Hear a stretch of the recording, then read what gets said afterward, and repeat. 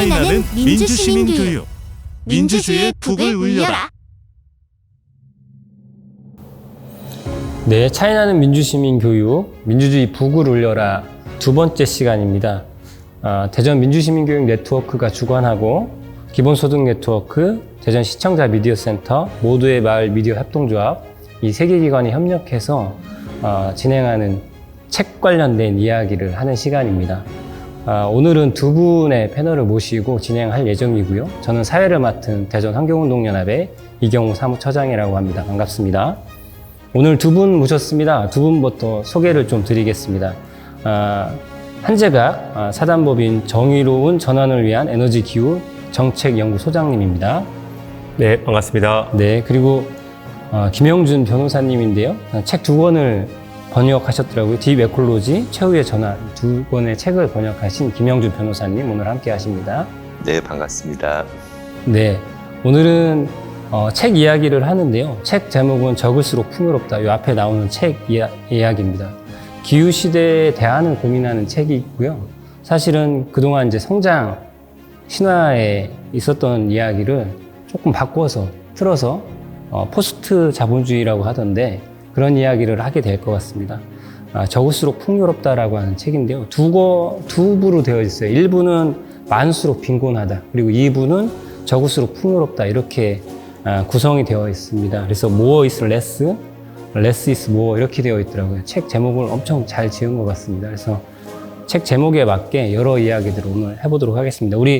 제 소개가 조금 모자랄 수 있는데 우리 김영준 변호사님하고 한재각 소장님이 각자 하시는 일이나 그 다음에 지금 관심 분야 이런 거 간단하게 소개를 하고 책 이야기 들어가 보도록 하겠습니다. 우리 김영준 변호사님부터 자기소개를 잠깐 해주시죠.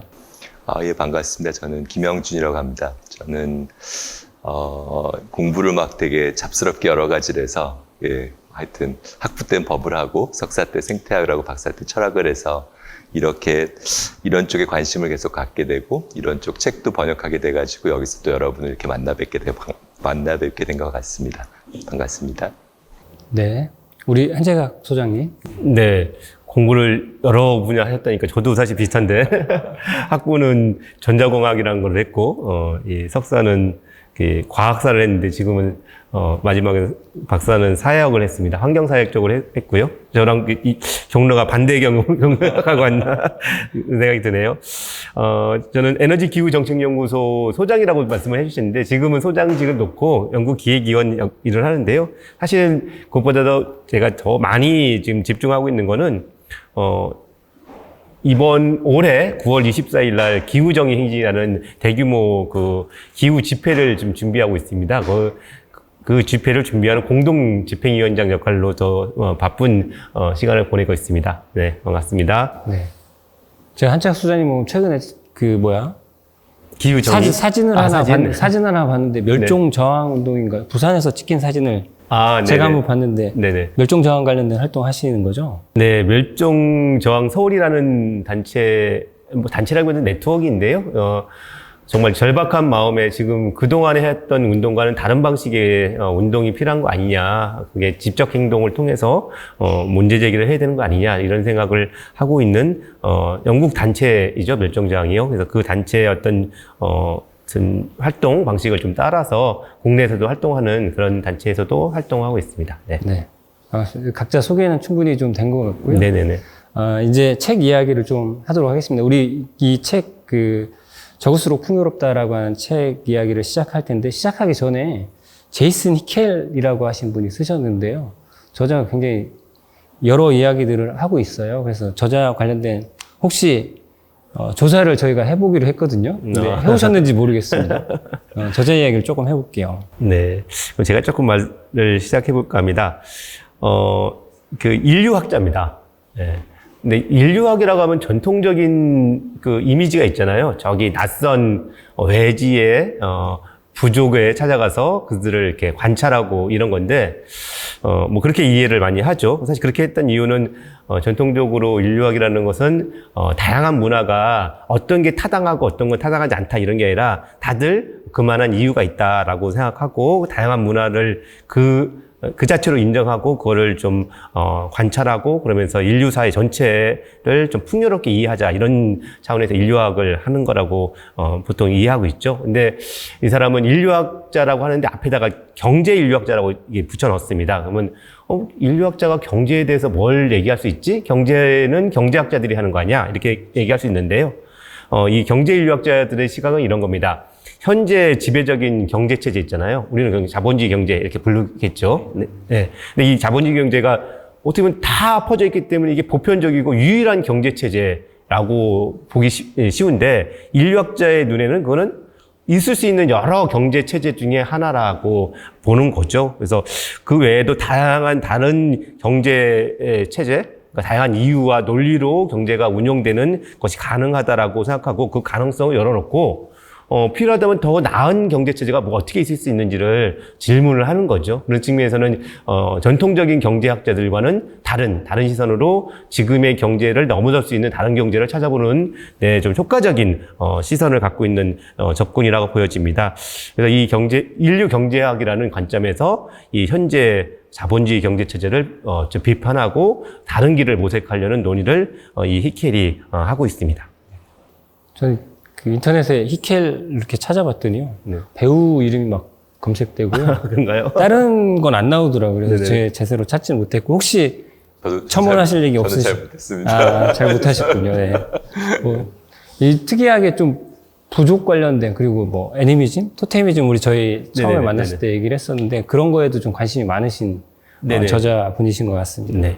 그래서 사실 이 책 처음 네. 읽으면, 첫 부분이 되게 인상적인데요. 그러니까 이 사람이 아마 백인일 거예요. 네. 사실 사진은 이제 못 봤습니다. 근데 이름도 보고 가면 백인으로 보여지는데 남아공 쪽에서 태어나서 어린 시절을 보냈던 사람이더라고요. 근데 이 남아공이라는 게 어쨌든 아프리카 지역에 있는 거니까 수많은 자연하고 또 어린 시절을 접할 기회가 있었을 텐데 그 중에 하나가 그 어린 시절에 차를 몰고 갔을 때 엄청난 그 곤충떼들이 막 이렇게 밀려왔던 그런 장면들을 기억하는 그것을 두고 꽤 오래 앞 서두에서 얘기를 합니다.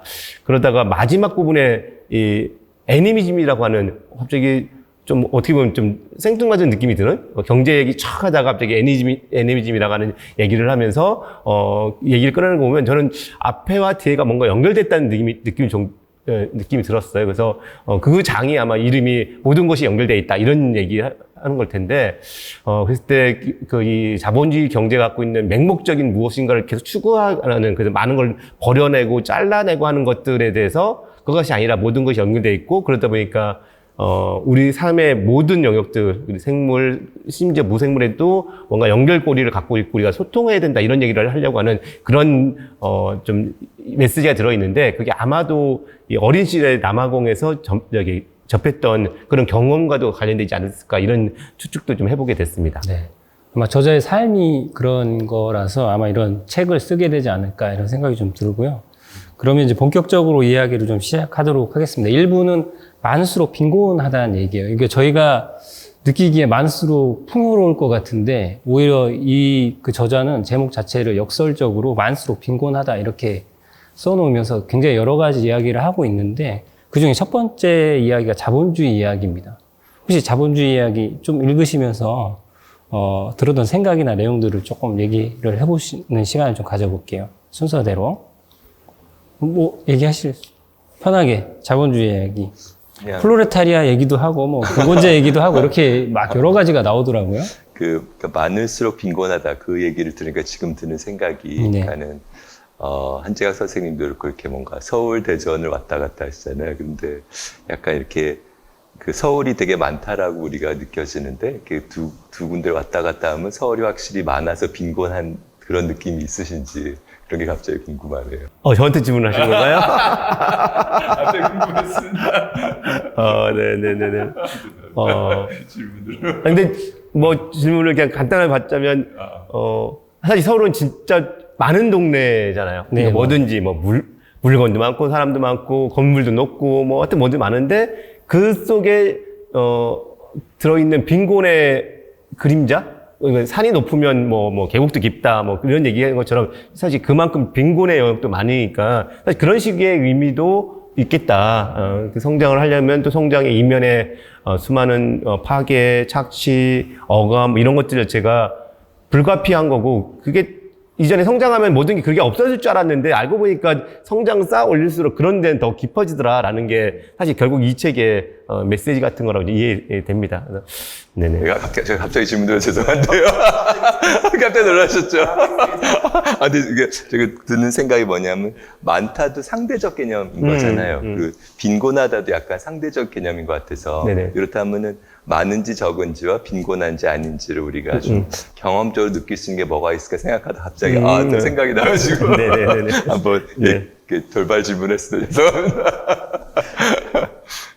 네, 자본주의 이야기하면서 뭐 이렇게 역사를 쭉 그 짚어 주셨어요. 이 책에서는 뭐 플로레타리아 황금기라고 하는. 네, 그렇죠. 그래서 네. 봉건제가 붕괴하고 자유농민들이 출범하면서 그때가 황금기였다. 지금 아마 이 그 저울수록 풍요롭다. 아마 뒤에 결론이 나올 텐데 그 플로레타리아 황금기가 아마 지금 우리가 바라는 저울수록 풍요로운 사회가 아니었냐라고 하는 평가들을 일부는 담아서 이야기를 하는 것 네, 같아서. 그런 얘기를 네. 살짝 하죠. 그래서, 그 1350년부터 한 1500년 정도까지를, 중세, 황금기다, 이렇게 얘기를 하는데, 그 시기에 보니까, 다른 것도 찾아보니까 이렇더라고요. 그러니까 평균 의무 축제일이라는 게 있었단 모양입니다. 네. 그러니까 뭐 축제일이 있었는데, 그게 최대 60일까지 있었대요.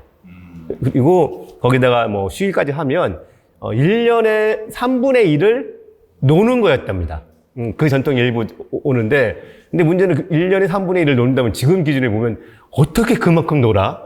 이 말도 안 돼. 그때는 대체 어떻게 먹고 살았어?부터 시작해서 그렇게 하면 나라가 망해, 경제 성장 안 나면 우리 죽어, 뭐 이런 얘기를 했을 텐데 그때는 그래도 충분히 먹고 살았고 즐겁게 살았고 사람들의 어떤 행복한 그 정도 삶의 수명 같은 것도 다 높아졌답니다. 근데 그 이유는 그때 봉건 영주들이 갖고 있었던 힘이 급격히 약화되고 농노 혹은 노동자들이 갖고 있던 힘들이 강해지면서 소위 착취다는 것이 없으니 그렇게 자신들이 생산하고 먹는 것만으로도 이제 그걸 사용하는 것만으로도 충분히 풍요로웠다.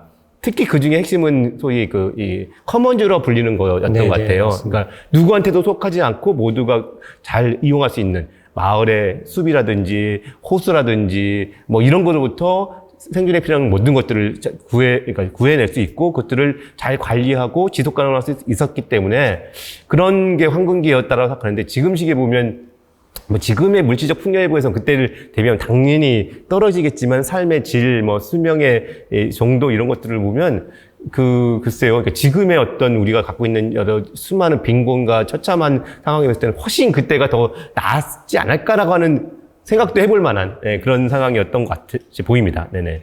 방금 되게 커먼즈라는 중요한 개념을 말씀해 주신 네. 것 같은데요. 네네. 그러니까 커먼즈가 혹시 뭐라고 생각하시나요? 또 저는 아직 거기까지는 철학적으로 결론 내리기는 어려울 것 같고요. 예. 어찌됐든 요 맨 마지막에 나오는 게 이제 소유권에서 사용권 이런 걸 하거든요. 아마 그런 개념이 아닐까 그런 싶어요. 것 네. 예. 커먼즈에 대해서는 더 잘 얘기해 줄 수 있을 테니까 얘기를 좀 해주시죠. 예, 네네. 예, 알겠습니다. 제가 그럼 간단히 말씀드리면은 이제 그 커먼즈가 사실 우리 그 법 체계 안에 있어요. 법 체계 안에 네. 총유라는 개념으로 네. 있긴 하거든요. 그러니까는 커먼즈를 갖다가 일반적으로 그 여러 분야에서 접근할 수 있는데 일단 소유권의 측면, 네.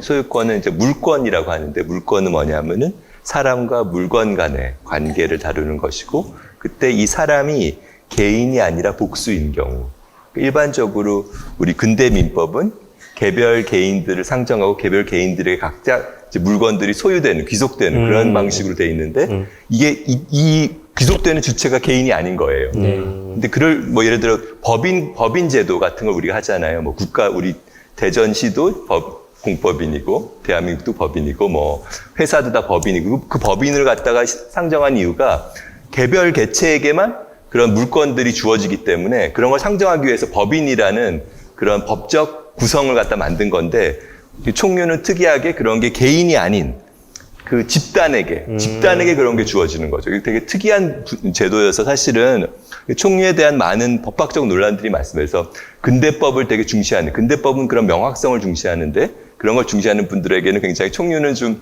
전근대적 개념이어서 뭔가 극복해야 된다라는 얘기를 많이 하고, 사실 변호사들도 굉장히 이제 총류가 소송이 많아요. 왜냐하면은 뭐 문중 소송, 문중 땅 그런 것들이 굉장히 많은 뭐 그것 말고도 뭐 교회 땅, 마을 땅, 절 땅, 뭐 그런 그 집단의 소유들이 많이 있어서 그런 것들이 분쟁이 많은데, 하여튼 그런 총류 개념은 약간 그런 불분명함을 낳기 때문에 그걸 갖다가 극복해야 된다. 명확성을 추구하는 쪽에서는 얘기를 하지만은 이게 특이하게 우리나라 법제도에 들어있는 거예요. 그게. 그래서 제 생각엔 이런 걸 좀 잘 커먼즈 개념이 들어있으니까는. 사실 근데 그것만이 전부는 아니죠. 더 중요한 것은 사실은 여기 제가 말씀드렸지만 이렇게 그 개인들 간의 집단, 개별 소유가 아닌 집단이 소유할 수 있다는 것 자체가 굉장히 어떻게 보면은 좀, 전근대적이기도 하지만 초근대적이기도 한. 초근대적. 네.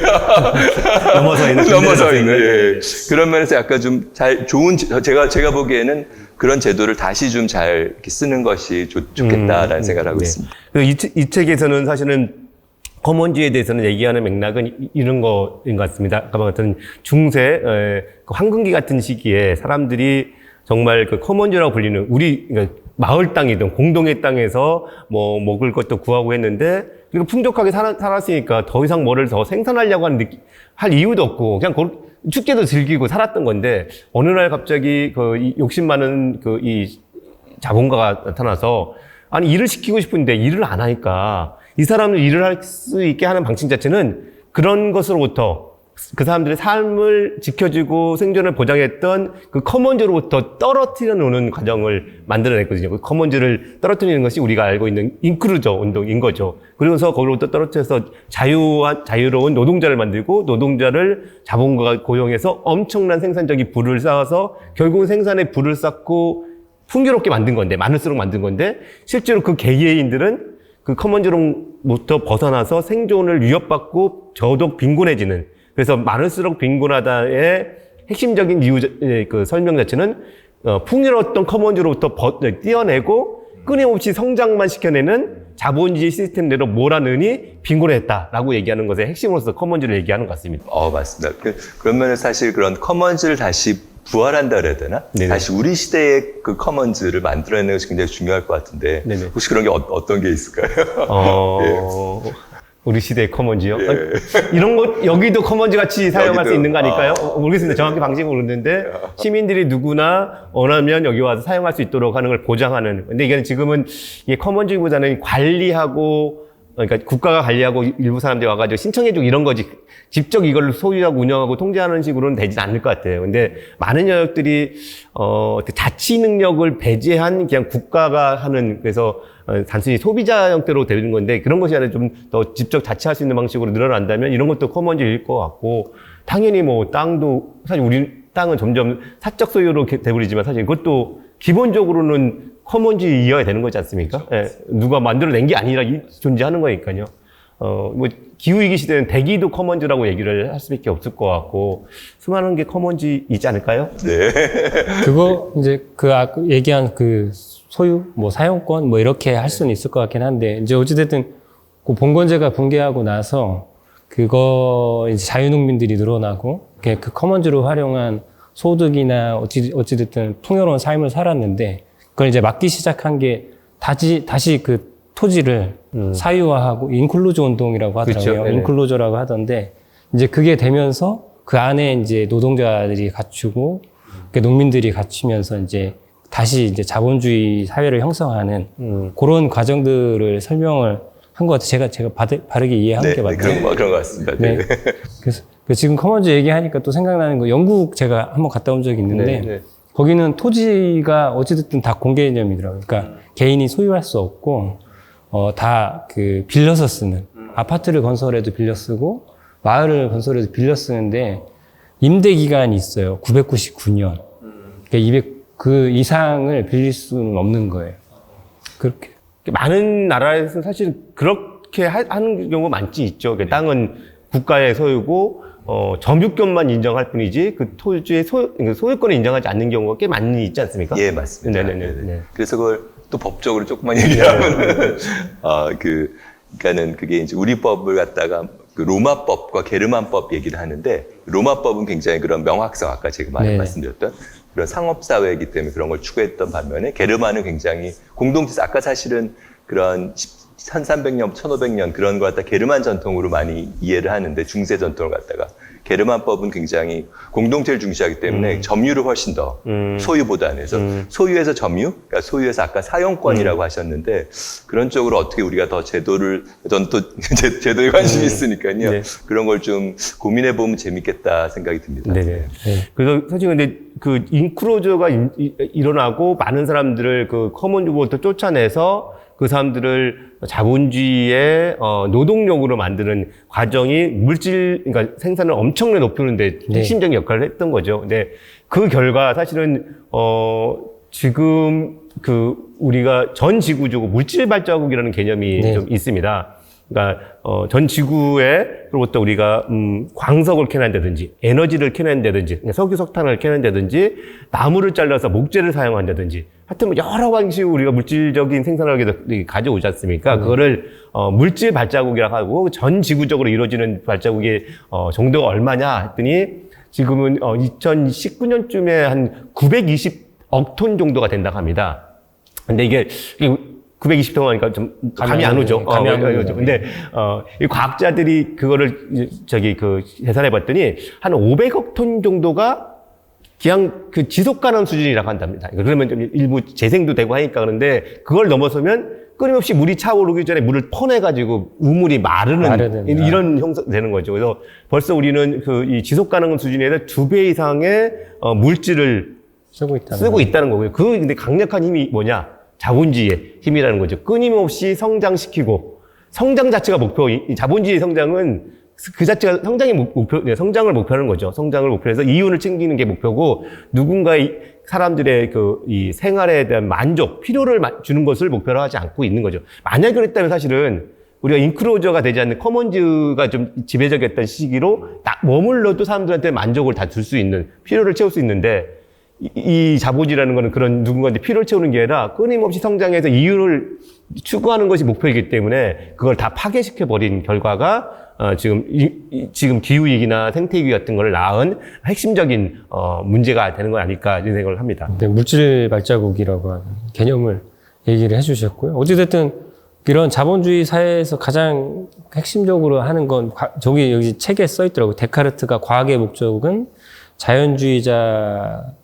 자연의 주인이자 소유자로 만드는 거다, 사람을. 그렇죠. 예. 이렇게 하는 거고, 최근에 이제 그런 표현들을 많이 쓰는데, 천연 자원, 원재료, 그 다음에 뭐 최근에는 생태계 서비스까지 이렇게 자연 자원 자체를 원료나 재료로 보고 그거를 사용할 수 있는 권한을 사람이 갖는, 그러면서 사실 물질 발자국이라고 하는 게 굉장히 늘어나는 게 아닌가 싶습니다. 그죠? 혹시 물질 발자국 관련돼서 혹시 더 법적으로 하실 얘기나 이런 게 없으신가요? 없습니다. 없습니다. 근데 제가 조금만 더 얘기를 드리면, 그러니까 아까 자원이라고 하는 식으로 얘기를 했잖아요. 그때 애니미즘 얘기하고도 사실 일부 뒤에 결합되는 것 같아요. 그러니까 데카르트 얘기도 하셨잖아요. 네. 근데 이게 만약에 우리 지구, 그리고 지구에 있는 땅, 뭐 여러 가지 물건, 나무 이런 것들 제가 나와 연결되어 있는 어떤 것, 물론 나랑 똑같지는 않지만은 이것이 나랑 연결되지 않고 아무런 영혼이든 뭐든 뭔가 같이 하는 그 내적 가치를 갖고 있지 않은 그냥 물건, 아무것도 없는 것이라면 파괴하고 내가 취하고 하기 쉽겠죠. 네. 근데 사실은 과거에 쭉 많은 인류의 사상 내에서는 사실은 바다도 그렇고 나무도 그렇고 동물도 그렇고 다 나랑 연결되어 있는 존중해야 될 무엇이 있기 때문에 그걸 죽이거나 어떻게 훼손하는 일은 정말 최소한하고, 만약에 그런 일이 있었던 그런지 정말 죄송하고 미안하다는 마음을 갖고 있는 행위인데 데카르트가 그걸 깨는 거죠. 주체 사람과 나머지는 영혼 없는 나머지 물건으로 만들어 놓고 캐낼 수 있는 상태예요. 그래서 사실은 자본주의 같은 지금 성장 체제를 만들기 위한 가장 인식론적인 그리고 어떤 윤리적인 측면에서도 가장 근대적인 파괴적인 인식을 만들어 놓는 게 데카르트였던 것 같습니다. 그것이 있어야지만 파괴를 하는 건데 이 저자가 뒤에 마지막에 나오는 애니미즘 같은 거는 그거를 뒤집어 엎어 회복하자는 얘기겠죠. 그러니까 강도, 동물도, 뭐 나무도 나랑 상관없는 게 아니라 다 고유한 가치가 있고 나랑 연결되어 있기 때문에 함부로 해석하지면 안 된다. 이런 얘기를 하기 위해서 얘기를 하고 있는 것 같습니다. 관련해서 조금 네, 제가 한번 말씀하십시오. 인용한 구절 하나 인용해보고 네. 싶은데요. 101쪽의 내용인데 한번 제가 읽어보겠습니다. 네, 네. 아리스토텔레스를 기반으로 많은 철학자들이 생명세계 자체를 지적인 유기체 혹은 더 나아가 신으로 간주했다. 기원전 2세기의 키케로는 세계는 살아있는 지혜로운 존재다 라고 썼다. 살아있는 모든 존재는 생각하고 느끼며 모든 부분이 상호 의존적이기 때문이다. 한 세계 동안 아테네에서 영향력이 컸던 스토아파에게 신은 물질과 동요였다. 그러므로 물질 자체는 신성의 맥박이 뛰었다. 저는 이 표현이 되게 좋더라고요. 물질 자체는 신성의 맥박이 뛰었다. 신성의 예. 맥박에. 하여튼, 그러니까 이런 느낌을 갖다가 얘기하는 것 같아요. 그죠? 그렇죠. 뭔가, 네, 그러니까 네. 이런 느낌이 사실 우리의 느낌 아닌가요? 저는 약간 뭔가, 이렇게 뭔가 우리가 정화수 떠놓고 뭔가. 그쵸. 우리의 느낌인데. 빌기도 하고 했던, 근데 네. 우리의 느낌인데, 네. 저희가 어느새 이런 느낌들을 많이 좀 잃어가고 있는 게 아닌가 그런 게 조금 아쉬운 느낌이 있는 것 같아요. 잃어가고 있는 거의 많이 잃었죠. 잃었나요, 이제? 잃었죠. 예. 근데 그걸 어떻게 다른 방식으로 살려야 할 것인가. 근데 이게 과거의 방식이라니까 뭔가 정근대적이고 뭔가 물리쳐야 될 것으로 생각하지만은 저는 또 한편에 최근에 이 동물권 운동하시는 분들이 비질이라는 행위 혹시 들어보셨나요? 비질? 모릅니다. 비질이라는 행위. 비질. 근데 예. 추적해 보니까 이게 종교적인 어떤 기독교적인 어떤 개념과 연결되는 것 같은데요. 도축하러라고 할까요? 네. 이게 가는 네. 소나 돼지들을 가는 자동차를 여러 방식 막기도 하고 일부러 막기도 하고 주차되어 있는 상태에 가서 어떤 운명을 끝내기 직전인 동물들이죠. 네. 그 동물들을 이렇게 지켜보는 겁니다. 지켜보고 그거를 애도해주고 이런 행위들을 하는 게 동물권 운동의 중요한 활동 방식 중에 하나예요. 그렇구나. 근데 사실 이거는 비질. 예. 근데 이게 사실 얼마 후면 고기 덩어리로 변할 거지만은 그러니까 누군가한테는 아무런 없는 근데 그 직전에 그 동물과 계속 어쨌든 뭔가 나누는 거죠. 그러면서 애도의 표현도 하는 것 자체가 사실은 어떻게 보면 그런 운동을 하는 다른 사람들이 나타나는 거는 또 다른 방식의 그걸 애니미까지 얘기할 수 있을지 모르겠지만은 어쨌든 인간 이외의 다른 생명체 혹은 물건이든 이런 것에 대해서 무엇인가를 찾아내고 자신의 연결고리를 찾으려고 하는 하나의 운동의 양식이 있을 수도 있겠다는 생각이 들고 그런 식으로 새로운 방식으로 이게 등장하고 있는 게 아닐까 이런 생각이 듭니다. 네네.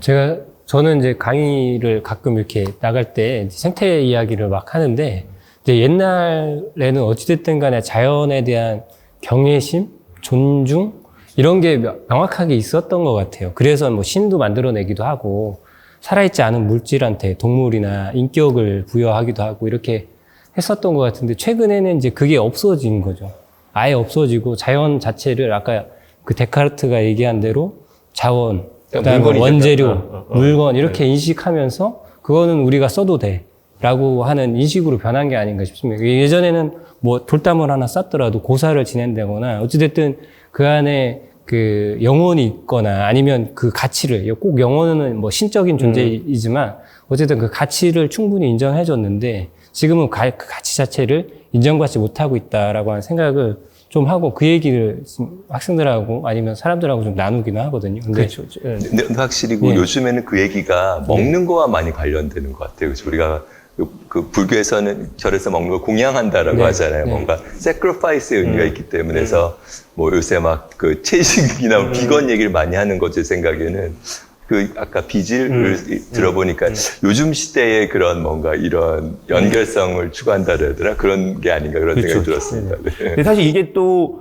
아예 없어진 거냐 보면 어쨌든 어떤 의미는 전통이라는 것이 살아나면서 정근대적이라고 얘기할지 모르지만은 남미의 원주민 같은 경우는 어머니 돼지 네.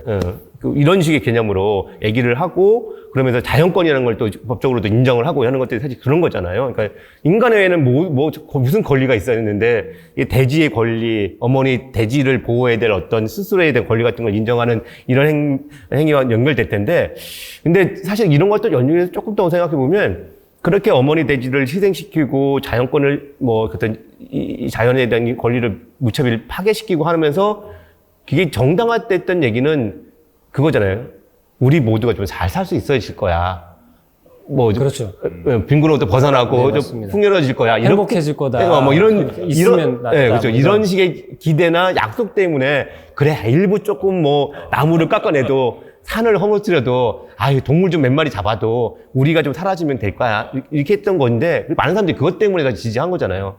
근데 실제로 이제 그렇게 됐냐라고 질문하면 이제부터 정말 매운맛 얘기들이 나오는 건데 경쟁 성장을 이렇게 했는데도 많은 국가에서 빈곤은 사라지지 않고 오히려 삶의 질은 더 떨어지고 있고 뭐 스트레스, 자살, 비만 뭐 이렇게 소위 현대병이라 불릴만한 일들도 많아지고 있고 그리고 그 통계를 보면 이 경제 1인당 경제 그 소득이 1인당 그 GDP가 막 증가해주면 그에 따라서 사람들의 만족감이라든지 뭐든지 이게 늘어날 줄 알고 생각했는데 혹은 기대 수명 얼마나 살 것 같은 기대 수명도 늘어날 줄 알았는데 어느 시기까지는 같이 따라 증가하더라. 더 이상은 증가하지 않더라. 그러면 소위 괜히 하는 거잖아요.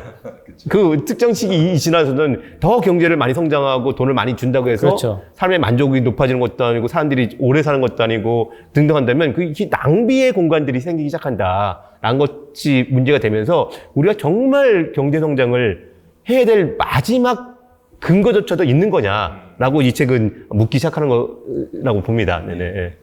그런 이제 질문의 그 가장 핵심 중에 하나가 여기에서 얘기하는 건 기후위기이거든요. 그러니까 어찌됐든 경제 성장, 이게 많을수록 풍요로울 거라고 했던 그 생각이 가져온 결과가 지구에는 엄청 큰 피해를 주고 있다라고 하는 이야기들을 쭉 하더라고요. 그러니까 동물, 뭐 자원, 이런 얘기들을 쭉 하시는데 혹시 뭐 거기 읽으시면서 말씀해 주실 게 있으실까요? 엄청, 그러니까 저는 이제 지구 자체를 아까 얘기한 대지, 가이아 이론 뭐 이런 거 있잖아요. 지구는 살아있다 이렇게 얘기해서 지구 자체가 살아있는데 거기서 살아가는 사람이 그 지구 자체를 훼손하고 있는 일이 벌어지면서 일어난 여러 가지 기후, 그 다음에 멸종 뭐 이런 것들을 이야기하고 있더라고요. 네네네.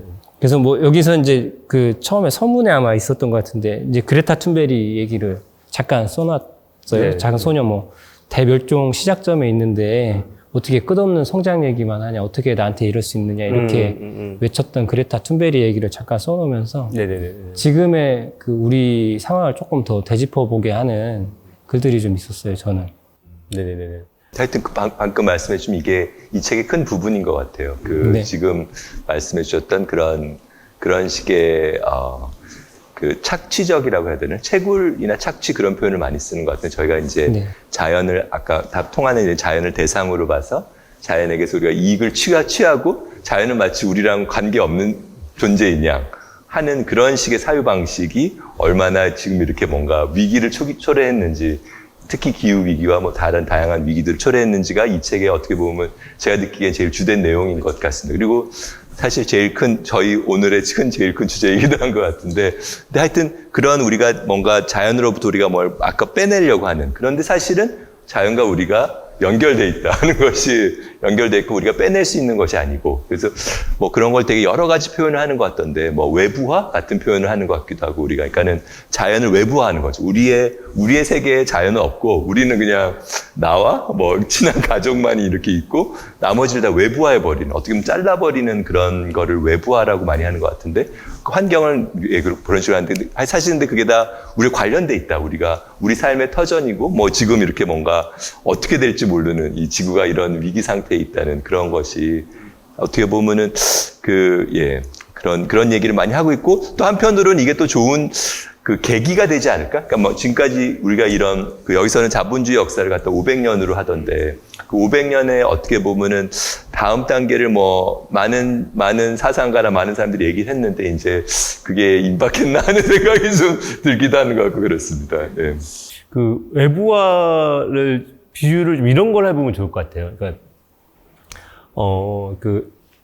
우리가 여행을 가는데 네. 차 안에다가 먹을 거 뭐 이런 걸 엄청나게 싣고 이렇게 가는 거고, 근데 그 먹을 것을 어떻게 생산됐는지 이런 거는 묻지 않고, 어쨌든 마트에 가가지고 사가지고 꼬박 채웠어. 채우고 막 차를 타고 가는데, 당연히 차를 타면 기름을 채워놓고, 그러니까 나중에 온실가스 내니까 차 밖으로 일단은 온실가스 나가는 거죠. 우리 막 먹었어. 먹고 나서는 그 쓰레기를 그냥 다 문 밖으로 닫아버리는 거고, 자기들은 계속 배부르고 쾌적하고 쭉 가는데, 바깥에는 엄청난 오염물질들을 이렇게 하면서, 근데 지금까지는 내 차 안에 살고 있고, 너무너무 안전하고 쾌적하니까 나는 모르겠는데, 그 일들이 반복적으로 이루어지면, 그냥 더 이상 나중에 기름을 채울 방법도 없고, 맛있는 거를 이렇게 만들어가지고 생산할 수 있는 땅도 오염되고, 더 이상 이 자동차 안으로 더 이상 이렇게 들어올 수 없는. 근데 지금은 끊임없이 그냥 외부만 시키는 짓에 있어서 자기들이 공멸의 길을 가고 있는 걸 모르고 있는 그런 비유를 해볼 수 있겠다는 생각이 드는데요. 근데 조금, 근데 이런 얘기를 할 때 그 걱정은 이런 건 있는 것 같습니다. 어떤 걱정이냐면, 지구 대 혹은 자연 대 인류라고 하는 이분법, 구도가 만들어질 것 같이 있어요. 근데 초기엔 사실은 우리 잠깐 모였지만 인류가 하나가 아니라 거기엔 수많은 계층들이 있었다는 걸 얘기를 했던 거잖아요. 그래서 중세 시기에 농노와 봉건영주, 자본과 노동자를 얘기를 했다는 건데, 그러면 사실 때 이게 단순히 인류 전체가 자연을, 지구를 파괴했다라고 얘기하기에는 사실은 이 인류 자체의, 그러니까 인류 사회 전체의 이 내부의 분화가 간단치는 않은 것 같아요. 다른 말로 하면 이렇게 경제 성장을 해서 뭔가를 이익을 얻은 사람들은 누구냐고 질문하면 대부분 기업, 자본가 이런 사람들이 이익을 얻고, 거의 대부분의 사람들은 거기로부터 일부 혜택을 얻을 수도 있지만 대개의 경우는 그로부터 피해를 보고 있는, 예를 들면 기후변화가 그런 거 대표적인 얘기라고 할 수 있는 거지 않습니까? 그러니까 통상 묘사가 인류가 화석연료를 채굴 해가지고 온실가스를 내서 인류가 지구를 망쳤다라고 하는데, 실제로 인류 중에 누가 온실가스를 가장 많이 배출했냐라고 질문하고, 그 온실가스로 인해서 기후변화가 돼서 피해를 발생하는데 그 피해를 누가 제일 많이 받냐라고 얘기를 하면 이 극명히 달라지는 거죠. 온실가스를 엄청나게 많이 배출하는 사람들은 최상위 부유층들, 기업들, 자본가들이고, 실제로 가장 피해를 많이 보는 거는 한 사회에서의 노동자, 저소득층, 그리고 전 지구적으로 보면 지구적 남반구로 불리는 가난한 사람들이 보고 있는 거니까, 사실 이걸 지구 대 인류라는 대목법이 아니라 어떻게 보면 인류 사회 내에서의 이 계급적 분화 혹은 권력의 분화에 따라서 나타난 일이 지구를 경과해가지고 어떻게 다시 이 불평등을 강화시킬 거냐. 그리고 아까 잊어먹었다는 인류와, 그러니까 사람과 자연 사이에 이게 분리, 괴리란 것도 사실은 이 상층부들이 더 강하게 가고 있고, 지구적으로는 남반구 사람들은 일상적으로 그 자연에 의존하고 살고 있기 때문에. 그런데 대부분의 농민들, 이 제3세계 농민들은 사실 자연에 있기 때문에 자연과의 이 연결고리 자체가 아직도 튼튼하고 그들의 의존을 살고 있는 거죠. 그 자연이 그 사람들을 먹여놓고 있기 때문에. 그러고 보면 앞서 말했던 데카르트식 인식은 그들 앞에서, 제3세계의 농민들 인식 앞에서 사실은 아직은 침투되지 않은 상태인 거죠. 그림을 다시 그려보자면 자본주의의 지금 최상위층의 자본가들, 부유층들이 악순환했던 그런 어떤 지구와 인류 사이의 대립구도를 만들어냈고, 그걸 통해서 끊임없이 이익을 얻고, 그 대다수 사람들, 인류의 가난한 사람들과 자연은 그들에 의해서 모두 착취받고 있다라고 묘사할 수 있을 것 같고, 사실 이 책은 그런 거에 관해서 얘기하고 있다고 생각합니다. 단순히 자연과 인류의 이분법이 아닌 그런 얘기를 하고 있다고 저는 생각합니다. 저도 이 책을 읽으면서 제일 좀 인상적이었던 문장 하나를 꼽자면은 261쪽의 문장인데, 그 정의는 성장의 해독제다, 그런 표현을 하더라고요. 되게 우리가 아까 그런 성장을 어떻게 극복할 수 있을까라는 얘기를 했을 때 정의라는 개념을, 저스티스 개념을 제가 또 정의가 이제 뭐가 제가 배운 걸 또 하나 간단히 인용하자면은 중세 철학의 개념인데, 이제 인간에게는 그 appetitus commodi, 그러니까 commercial appetite 있고, appetitus justitiae, 그러니까 justice appetite. 인간에게는 commercial appetite과 그 justice appetite. 그러니까 이걸 어떻게 표현하면 되나요? 그러니까 경제라고 해야 되나? 경제 욕구와 그다음에 정의 욕구. 인간에게 두 가지 욕구가 있는데, 그걸 어떻게 표현하냐면은 그 appetitus commodi, 그러니까 경제 욕구는 특정 관점에서 좋은 거예요. bonum sibi, 그러니까 특정 관점에서 좋은 거를 이제 그 경제 욕구라고 하고, 좋음 그 자체를 추구하고자 하는 욕구를 갖다 정의 욕구라고 하거든요. 우리는 좋음 그 자체를 갖다 우리는 추구하고자 하는 욕구가 있는 것이고, 특정 관점에서, 그러니까 지금 우리는 지금 자본주의 사회가 큰 문제가 특정 관점에서 좋음만을 추구하고 좋은 그 자체는 추구하지 않게 된 것. 그것을 많이 제 생각에 얘기하는 것 같고 그 좋은 그 자체를 다시 우리가 추구할 수 있는 개념으로 제시하는 것이 아까 많이 말씀해 주신 건 정의 개념이 아닌가 하는 것이 이 책의 정말 큰 내용 중에 하나인 것 같습니다. 원래 불평등, 정의 얘기는 조금 이따가 하려고 그랬는데 먼저 나오셔가지고 어쨌든 기후 이야기를 하려고 했었는데 저는 생태계에 관심이 많은 사람이 되게 많아요. 그래서 저도 그래서 거기에서 몇 가지 적어놓은 게 저는 되게 충격적이었거든요. 2017년 독일 자연보호구역에서 25년간 날벌레 4분의 3이 없어졌다. 이렇게 조사를 했다고 하고 열대우림의 곤충이 36년간 96% 없어졌다. 거의 뭐 멸종. 예. 그리고 프랑스는 이 곤충이 감소하면서 실제 새가 80% 정도 사라졌다. 이렇게 얘기를 하더라고요. 그래서 실제 저는 이런 수치들을 명확하게 조사한 게 없는 줄 알았는데 여기 책에 이렇게 나와 있어가지고 실제 멸종으로 가고 있구나라고 하는 걱정들을 좀 했었고요. 멸종의 어쨌든 마지막은 아마 사람이 되지 않을까 싶어서 네네. 그런 곳으로 계속 가는 게 지금의 기후 위기 아니면 경제 성장이 만들어내는 결과물이 아닌가 싶습니다. 어쨌든 자본주의가 만들어낸 불평등 이야기겠죠. 그래서 그런 얘기들을 조금 더 이어서 법에서 중요한 것은 이제 법을 만드는 과정과 법을 지키는 과정이 있는데 법을 만드는 과정이 전 중요하다고 생각하거든요. 그러니까는 법을 누가 만드느냐가 되게 중요한데 그 수직적인 사회에서는 소수가 법을 만드는 거죠. 하지만 평등한 사회일수록 다수가 법을 만드는 시스템을 갖다가 채택하게 되는데 제 생각에 요즘에 가장 큰 그 과제라고 해야 되려나? 또 제가 관심 있는 것도 그렇고 이렇게 뭔가 다수가 사회적 합의를 통해서 이렇게 사회적 규범을 형성해가는 그런 거에 저는 좀 관심이 있어서 어떻게 보면은 전 평등하면 뭔가 좀 약간 저한테는 약간 뭔가 추상적으로 느껴져서 저는 그런 그 사회적 규범을 형성하는 과정이 다수가 참여하는 그런 시스템으로 저는 좀 굉장히 이걸 사회혁신이라고들 요새 많이 하는 것 같은데 그런 식의 사회혁신들을 좀 저는 관심이 있고 그게 이런 거랑 다 관련이 있지 않을까라는 그런 생각을 전 해봤습니다. 네. 근데 평등에 대해서 얘기하려면 어쨌든 불평등에 대해서 얘기를 좀 하면서 그렇죠. 얘기를 할 필요가 있겠죠. 근데 그랬을 때 사실 불평등할수록 평등에 대한 욕구들이 더 분명할 테니까 그걸 한번 짚어보면 기후위기 또 연결해서 얘기를 해보면 앞서 얘기한 것처럼 누가 온실가스를 많이 배출했냐라고 얘기를 하는데 과거에는 이렇게 설명을 많이 했습니다. 그러니까 국가 단위로 많이 얘기를 했어요. 네, 맞아요. 중국, 미국, 유럽 이렇게 했는데 근데 제일 사실 지금 가장 많이 배출하는 건 현재는 중국이죠. 한 30%까지 하고 미국은 한 15%. 근데 중국과 미국이 계속 싸워요. 싸우는데 그거는 그럴 수 있을 것 같고 살짝 중국 편을 둬야 될 것 같기도 하고 미국 편 모르겠다 이런 생각이 드는데 근데 가만히 더 생각해 보니까 미국 내에서도 예를 들면 가장 부유한 사람이 있고 온실가스 많이 배출하는 사람이 있고 정말 가난한 사람이 있지 않겠습니까? 그런데 예를 들면 빌 게이츠 같은 사람이 엄청난 사람 있는 반면에 하루 한 끼를 못 먹는 사람들도 미국 내에 있을 거예요. 한국도 마찬가지겠지만요. 그럼 그 사람들이 좀 배출하는 양이 다를 것 같아서 그런 걸 어디 분석하는 게 있습니다. 이 책에서도 일부 인용한 것도 있는데 전 세계 인구를 가지고 가장 돈을 많이 버는 사람들 10%가 얼마나 배출하는지를 봤더니 거의 절반을 배출합니다. 온실가스. 그리고 나머지 인구의 50%, 가난한 사람들 50%가 배출하는 게 한 10% 정도밖에 배출하지 않아요.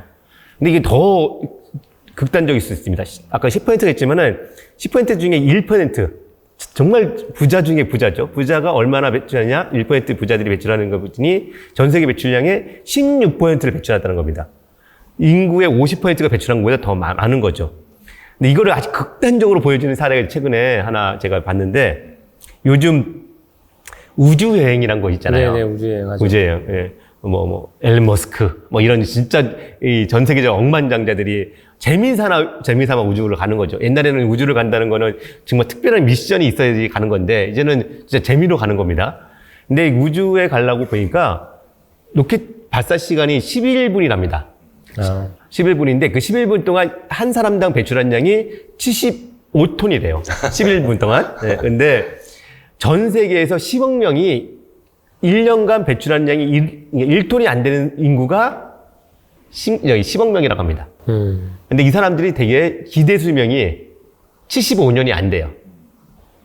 빈곤하고 이게 빈곤한 계층에서. 보건의료 때문에 그러니까 근데 어쨌든 그걸 한다고 하고 10억 명의 사람이 75년 동안 낼 거를 이 한 사람의 최고 부유층이 11분 동안 우주여행을 하겠다라고 배출을 하는 겁니다.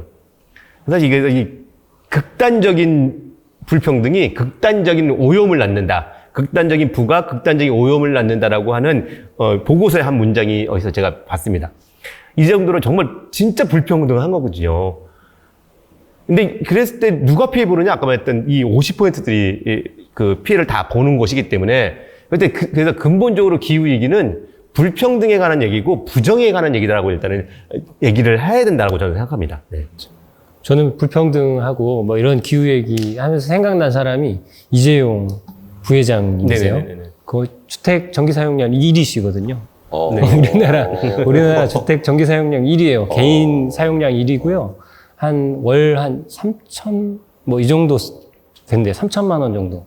개인이 어떻게 3천만 원의 전기세를 쓰시는지 잘 모르겠는데 어찌됐든 그 정도 쓴다고 하고 그거랑 연계해서 삼성전자가 생각나는데 92.7원 정도의 단가로 전기세를 쓴다고 하는데 전력 원가가 156원입니다.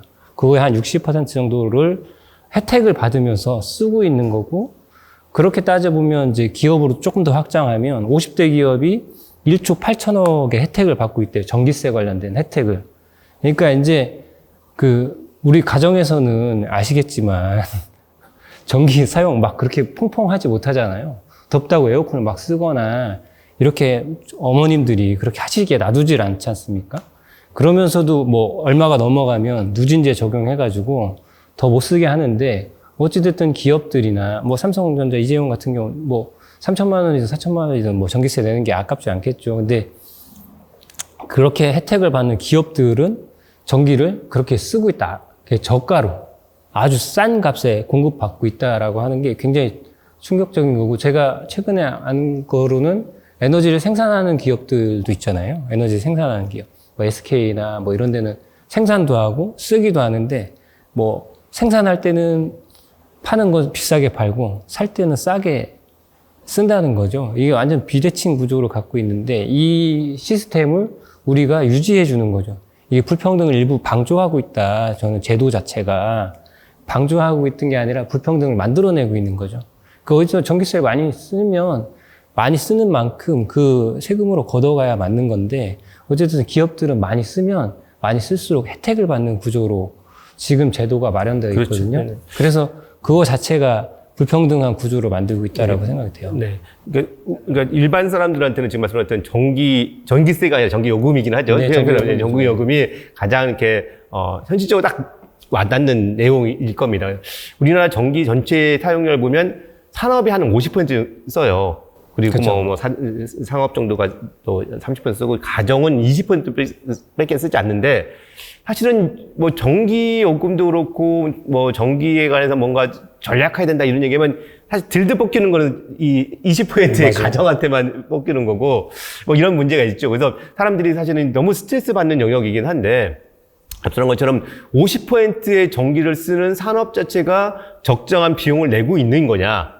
라는 질문을 해보고 그들은 정말 효율적으로 전기를 쓰고 있는 거냐라는 질문을 해봐야 될 텐데 여러 복잡한 얘기가 있죠. 현대제철 정도가 하나에 쓰는 거기 전기로가 있어서 엄청난 전기를 써서 철을 만들거든요.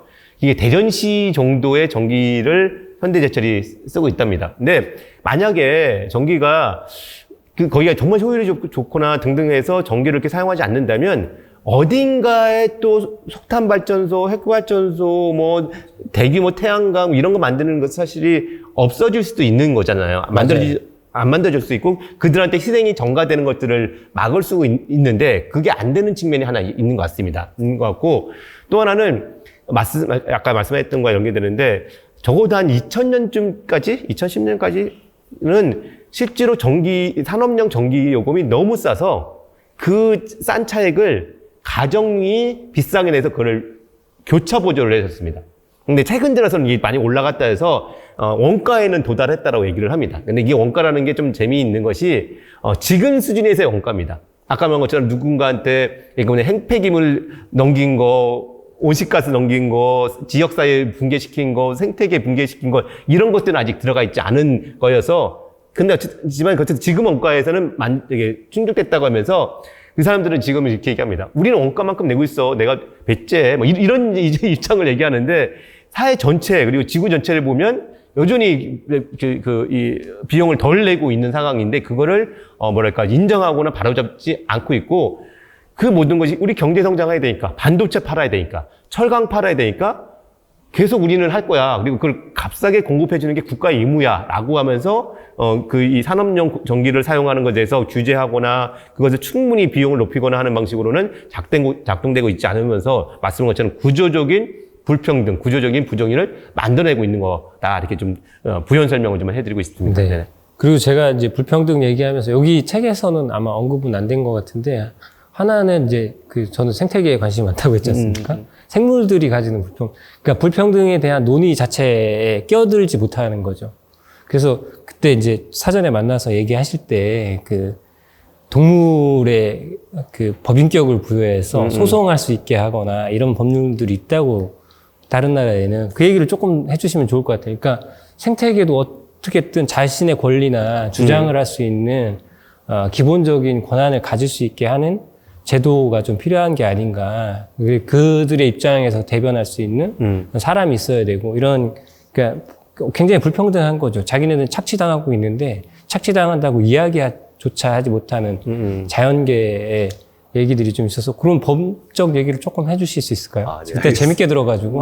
네, 알겠습니다. 사실은 그게 대지모신, 남미 대지모신 사상과 이렇게 파차마마라고 하는데, 파차마마죠. 파차마마 사상과 맥이 닿는 그런 얘기인데, 그걸 이제 한국에서는 지구법이라고 많이 번역을 하는 것 같습니다. Earth Jurisprudence라고 얘기를 하는데, 그게 뭐냐면 이제 쉽게 얘기하자면 지구가 법적 주체다. 아까 제가 법에는 이제 법적 주체에게 법적 권리 내용이 부여되는 그것이 지금까지 사용되는 그런 법의 논리니까는 그 법적 주체를 갖다가 아까 제가 총류가 이제 개인이 아닌 집단이 했다고 했는데 그 집단이 이제 자연물 혹은 지구 전체 혹은 우주 전체를 갖다가 그런 법적 주체로 구성하는 그렇게 사실 그쪽 연구를 그쪽이 왜 이렇게 발전했냐면은 남미의 그 원주민 정권들이 들어서 모랄레스 같은 원주민 정권들이 이제 기존의 이런 서양의 이런 것들을 서양의식의 이런 것들을 극복하고자 하는 논리로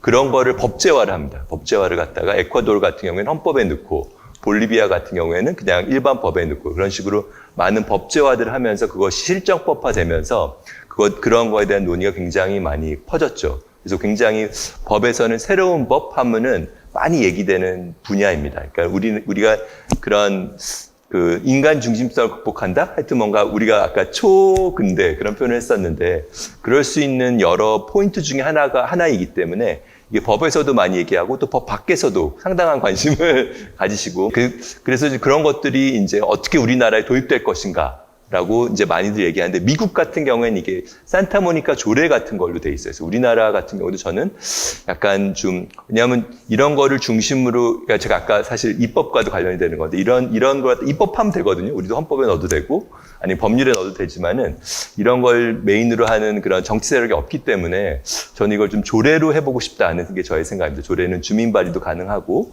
그렇게 지방의원들 몇 분하고 이렇게 좀 이런 마음이 잘 맞으면은 충분히 이거를 조례화할 수 있거든요. 이렇게 뭔가 그런 예를 들어 여기 대전 같은 경우는 금강에 법인격을 부여하는 그런 조례를 갖다가 충분히 만들 수가 있습니다. 그러면은 대전 안에서는 법적 효력을 갖게 되는 거죠. 그런 효력이 좀 생겼으면 좋겠습니다. 저 예전에 천성산에 도롱뇽 소송 했는데 사실 도롱뇽 자체가 인격이 없기 때문에 소송에서 그냥 각하됐거든요. 그래서 각하라고 하나? 어쨌든 기각됐거든요. 각하됐죠. 기각됐거든요. 그래서 그런 게 조금 저는 불평등 영역 안에 생물군이나 자연의 영역도 좀 들어와서 이야기가 됐으면 좋겠다라고 하는 생각에서 좀 여쭤봤고요. 그리고 이제 기술 이야기를 조금 해야 되는데 기술 이야기 하면서 제가 이제 여기 책에 언급된 거 파리 협정 얘기를 잠깐 했어요. 파리 협정 할 때 어쨌든 1.5도를 했는데 국가가 제출한 감축량을 다 계산해 보면 1.5도가 아니라 3.3도까지 올라가게 된다라고 하면서 이제 성장하고 이게 양립이 불가능한 것처럼 이렇게 얘기를 하고 그 감축량에 대한 이야기의 대부분은 또 CCUS 우리나라에서는 CCUS라고 하는데 여기에선 BCCS 이렇게 되어 있더라고요. 네. 바이오 에너지 포집 및 저장장 기술. 이거는 이제 그런 거죠. 이제 탄소를 포집하는 기술인 거예요. 탄소를 포집해가지고 그거를 저장하기도 하고 다른 산업에 이용하기도 하는 형태의 산업 기술이 만들어지고 있는데 이걸로 대부분 이제 또 그 커버하고 있다라고 하는 거고 우리나라 그 탄소 중립 그 계획 안에도 CCUS니까 탄소 포집 기술이 상당한 영역 범위 안에 포함되어 있어서 사실은 이제 그 1.5도는 사실은 굉장히 먼 나라 얘기다. 이런 기술에 의존하다 보면 그런 얘기들을 하고 있어서 네. 이 기술주의가 갖는 한계들을 조금 얘기는 해봐야 될 것 같습니다. 네, 그 말씀을 좀 들어보면, 그러니까 이런 것 같습니다. 그러니까 사람들한테는 기술은 그냥 다 전반적으로 좋은 것처럼 인식되는 분위기가 있는 거죠. 뭐 최신 기술은 다 좋은 맞아요, 것처럼 맞아요. 있는데 사실 그것이 어떤 문제를 해결하려고 하는 거냐라고 구체적으로 질문을 해볼 수 있는데 어떤 순간에는 그 기술의 이용보다는 근본적인 문제 해결을 하는 것이 더 나은데 근본적인 문제를 해결되지 않은 채 그거를 좀 땜빵하고 뭔가 그 위험을 뒤로 미루고 전가시키려고 하는 방식으로 기술이 이용되는 경우들이 꽤 있는 거죠. 대표적인 게 이 문제를 생각합니다.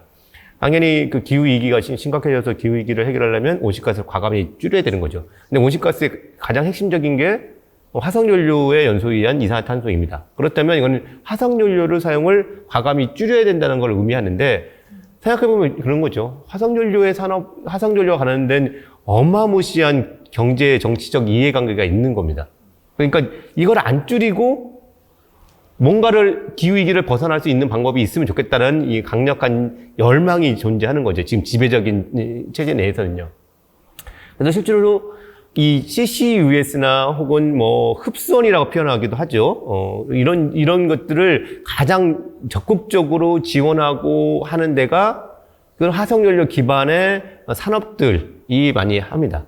그들은 계속 화석연료를 태워서 온실가스를 배출하고 그래서 돈을 벌고 그런데 문제가 된다고 하니 어딘가 그거를 흡수해서 문제를 해결해 줬으면 좋겠어 라고 생각하면서 말단에서 문제를 해결해 주는 그 뭐 흔히 환경 정책적에서 얘기하는 엔드 오브 파이프라고 하는 말단적인 수단을 통해서 오염은 다 만들어 놓고 오염 말단에서 어떻게 해결하겠다라는 전형적인 방식이 CCUS 같은 기술이거나 아니면 일부는 자연적 해결책, 그 내추럴 솔루션 이렇게 표현하기도 하는데 이런 것으로서 숲을 얘기를 하기도 합니다. 근데 CCUS 같은 경우는 그 자체가 사실 기술적인 공학적인 접근이어가지고 여러 문제도 있습니다. 어떻게 이산화탄소를 제대로 잡아낼 수 있을지, 근데 그 잡아낸 이산화탄소를 어떻게 대기적으로 나오지 않게 땅 밑에나 여러 군데 안정적으로 밀어넣을지 사실 모른다는 영역이 있는 거죠. 사실 그렇게 비판하면 사람들이 그러면 우리는 숲을 많이 늘려가지고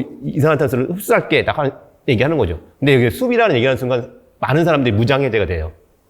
숲을 늘리면 좋은 거 아니야. 나무를 늘리면 좋은 거 아니야. 근데 그 중에 하나의 방식은 우리나라 작년이었죠. 소위 바리깡 방식으로 나무를 싹 밀어넣고 수령이 젊어야지만 흡수력이 좋다 해가지고 그런 식의 숲을 만드는 방식도 의문이 생기기도 하는데 사실 더 근본적인 문제는 이겁니다. 지금처럼 이산화탄소를 화석연료를 태워서 계속 내온다면 지금에 있는 숲을 그냥 그렇게 잘 보존하고 관리하는 뿐만 아니라 더 많은 숲을 키워야 되는데 늘려야 되는데 더 많은 숲을 늘린다는 거는 물론 황폐에 대한 숲을 늘리는 것은 좋은데 그걸 넘어서서 소위 농토 식량을 재배를 농지까지도 그 숲을 채워서 숲을 늘려야지만 이산화탄소 배출을 흡수할 수 있을 거라는 계산이 나옵니다. 그러고 나면 이렇게 질문을 해야 되는 거죠. 이산화탄소 흡수할래? 먹을래? 결국 이거는 끊임없이 배출을 하니까 배출하는 양을 흡수하기 위해서 뭔가를 해야 되는 거고 숲을 늘린다는 방식인데 그건 결국은 식량의 생산과 충돌될 수밖에 없기 때문에 결국 이 말단의 화석연료 사용 자체를 줄이지 않으면 나중에는 정말 곤란한 상황으로 내몰릴 수 있고 결국 이 모든 출발은 지금의 화석연료 체제가 끊임없이 돈을 벌기 위해서 버티고 있는 것을 우리가 해결하지 못하니까 기술적인 해결 방식, 무슨 숲을 통한 해결 방식 같은 이 위험들을 끊임없이 다른 데로 전가해서 다른 사람들이 치고받고 싸우게 하는 방식의 문제로 귀결되는 것이 지금의 문제라고 생각합니다. 그렇죠. 이제 근본적인 해결이 좀 필요하다 이런 거죠. 그렇죠. 사실은 근본적으로 해결하면 사실 CCUS 고민할 필요가 없거든요. 그러니까 감축량 명확하게 이산화탄소 배출량을 줄이는 게 필요한데 그 이산화탄소 줄이는 데는 우리 문화나 생활 방식이 거기에 너무 적응돼 있으니까 불가능하다. 그러니까 그만한 흡수원을 찾는데 CCUS 제가 여기 책에서 보니까 50년 있다가도 상용화 될지 안 될지도 모르는 기술인데 그걸 우리 국가 목표에 담아서 그 감축량으로 설정해 놓는 게 맞느냐라고 하는 맞습니다. 저는 좀 상당히 좀 이견이 좀 있는데 그게 국가 목표에 담겨져 있으니까 문제라고 생각이 됩니다. 저는 개인적으로는.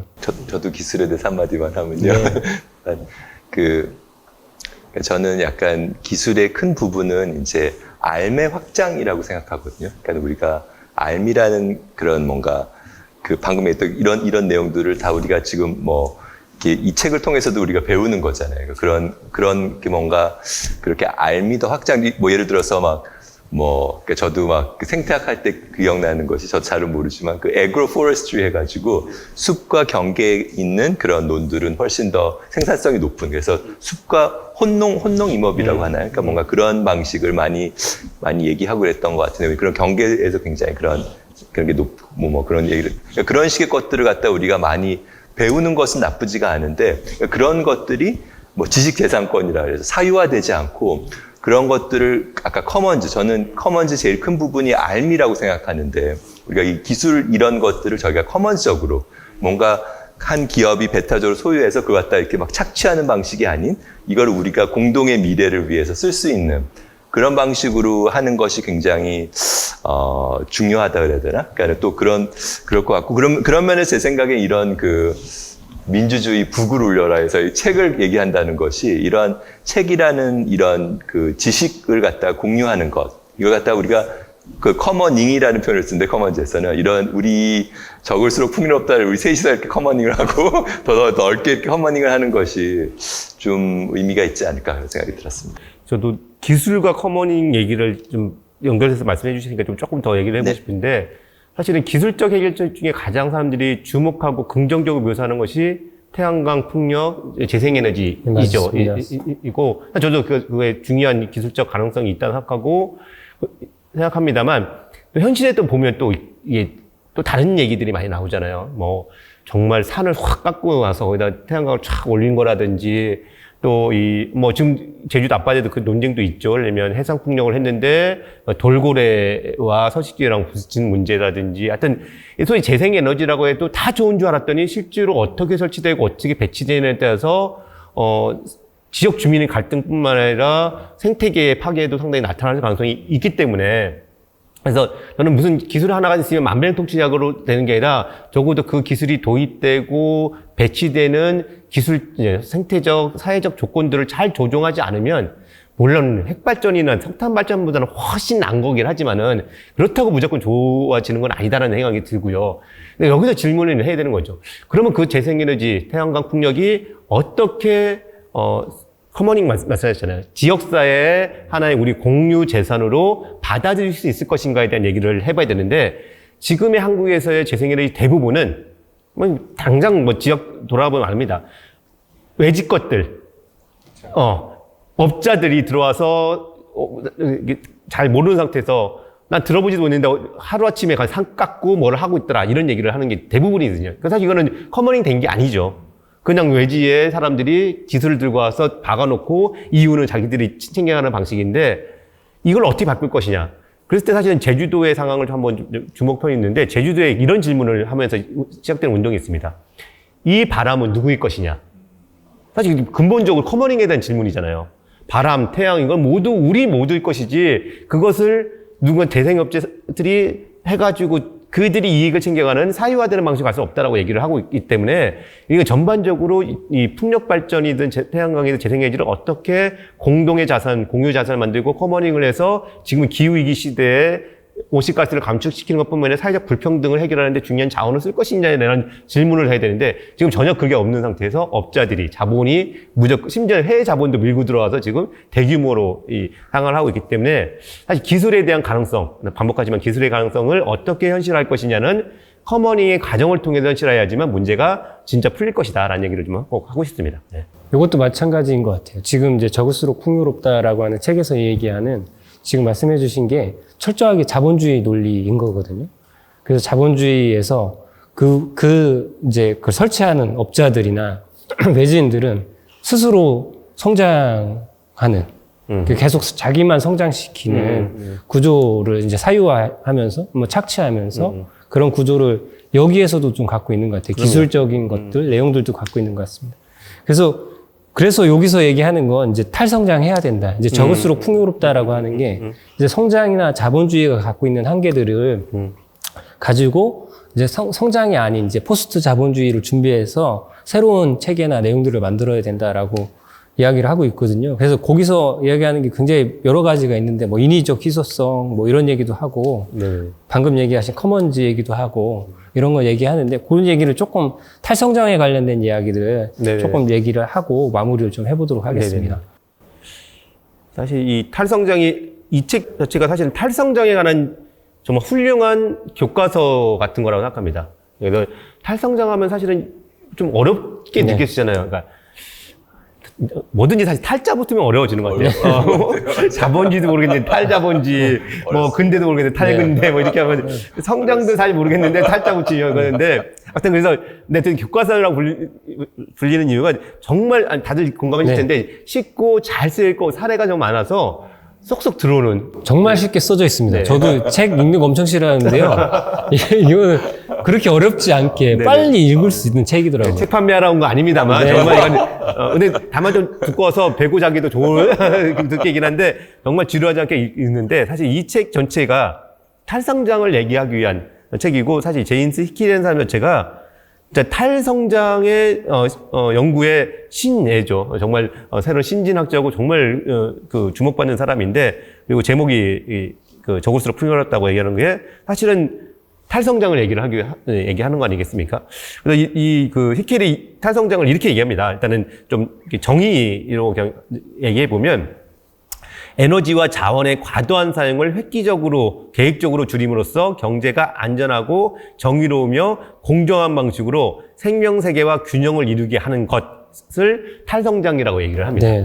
근데 사실 경제라는 거는 기존의 경제학자들에 의하면 끊임없이 성장을 해야 돼요.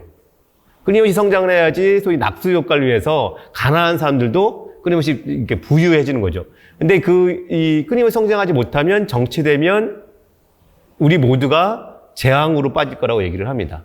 뭐 사실 그런 협박들을 많이 듣잖아요. 예를 들면 경제가 성장 안 하면 우리 그 국민연금도 고갈돼서 우리 나중에 그 돈도 못 받을 거다라는 얘기도 하고 지금은 뭐 하여튼 그런 류의 협박들 많이 하지 않습니까?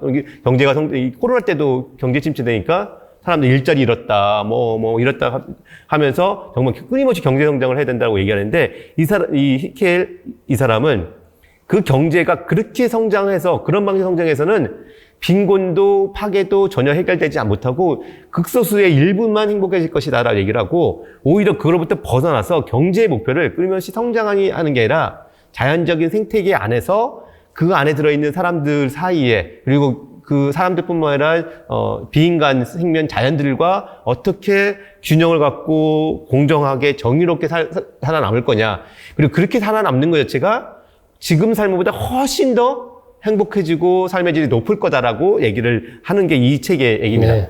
사실 공장님 같은 말씀이 드실 수 있는데 실제로 이 앞부분에서 우리가 얼마나 부정의하고 힘든 것인가를 얘기를 하면 사실은 이렇게 살 수밖에 없다는 자연스러운 결론이 오고 그것을 어떻게 할 수 있는지에 대한 수많은 방안들을 여기 책들이 얘기를 하고 있죠. 그래서 이 탈성장에 관한 관심을 갖고 있는 분 그리고 지금의 생태 위기에 대한 문제, 그리고 지금의 사회적 불평등이 너무 답답하고 뭔가 해결책을 찾아봐야겠다는 사람한테는 정말 좋은 교과서 같은 책이 될 것 같다라고 생각이 듭니다. 네네. 여기 이제 히켈이 그렇게 써놨어요. 이 책이 해답을 제시하는 건 아니다. 근데 질문을 갖고 결심한다면 해결책이 더 많을 수 있다는 전망을 제시하는 거다.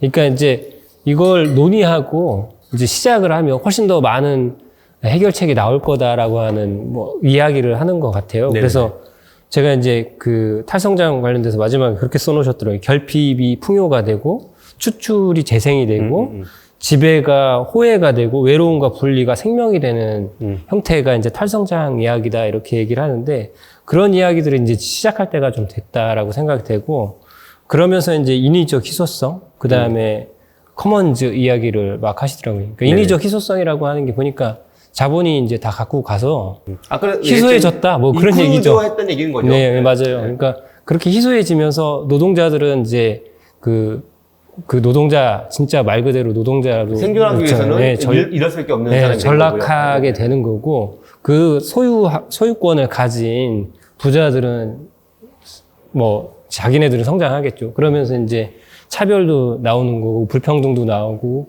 기후 위기도 나오는 거고 그래서 이걸 좀 깨야 된다라고 하면서 이제 커먼즈 그 얘기하는 그걸 되찾는 게 필요하다라고 하는 거죠.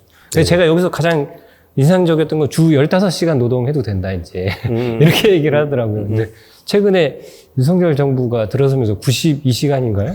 뭐 그런 얘기 했잖아요. 60 몇 시간을 복원하고, 막 120시간 얘기도 하고, 막 92시간, 우리 한국 사회에는 92시간 얘기를 하고 있는데, 여기에서는 주 15시간을 얘기하더라고요. 그래서, 아, 이건 너무 갭이 크다. 우리 어떻게 탈성장으로 가야 될지 고민이 좀 많았어요. 저는 마지막에 그 읽으면서.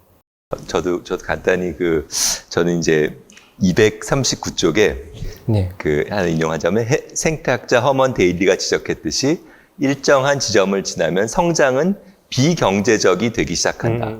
복지보다 해악을 만들어내는 것이다라는 얘기를 했는데 그러니까 저는 약간 이게 굉장히 어떻게 보면은 초근대, 그러니까 합리성, 그러니까 우리가 지금 근대적 합리성은 굉장히 다다익선, 뭔가 많으면 많을수록 좋은 식의 것인데 사실은 이게 뭐 그 아리스토텔레스가 옛날부터 이제 그 로고스와 그러니까 논리와 비논리적인 뭐냐면 방금 얘기했던 일방향적인 걸 비논리적이라고 하고 쌍방향적인 것, 그러니까 뭔가 많으면 다시 되돌아가고 중용이라고 얘기하죠. 우리가 뭔가 그 적정성을 갖다 찾아가는 것이 논리적이다라는 얘기를 하거든요. 그러니까 그런 식으로 지금은 저희가 아까 그 15시간, 12시간 그런 얘기도 그러니까 막 92시간 대표적으로 이제 한 방향이 좋은 거죠. 뭔가 많으면 많을수록 좋은 건데 15시간에 12시간은 뭔가 우리가 적정한 것. 어떻게 하면 우리가 가장 그런 행복이란 어떤 목표들이 있겠죠. 목표에 맞춰서 우리가 어떻게 하면 가장 적정하고 행복한 사회를 만들 수 있을까? 내가 그럴 수 있을까? 뭐 그런 것들을 어떻게 보면은 새롭게 시작해 그런 메시지가 탈성장이 아닐까. 제가 탈성장이 그리는 세계가 아닐까 저는 그렇게 생각해 봅니다. 네네.